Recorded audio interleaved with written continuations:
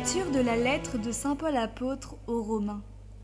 Paul, serviteur du Christ Jésus, appelé à être apôtre, mis à part pour l'évangile de Dieu, à tous les bien-aimés de Dieu qui sont à Rome.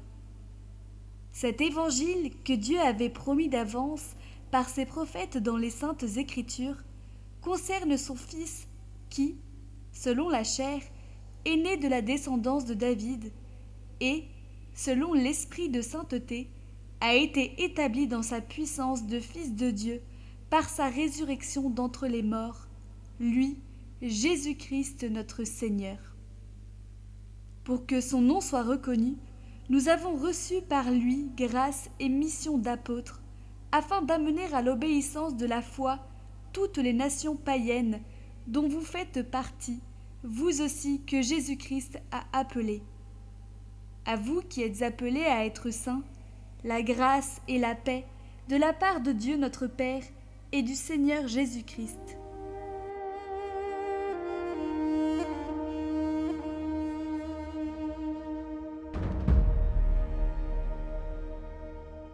Évangile de Jésus-Christ selon saint Luc. En ce temps-là, comme les foules s'amassaient, Jésus se mit à dire : « Cette génération est une génération mauvaise. Elle cherche un signe, mais en fait de signe, il ne lui sera donné que le signe de Jonas.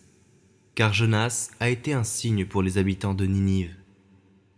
Il en sera de même avec le Fils de l'homme pour cette génération. Lors du jugement, la reine de Saba se dressera en même temps que les hommes de cette génération, et elle les condamnera.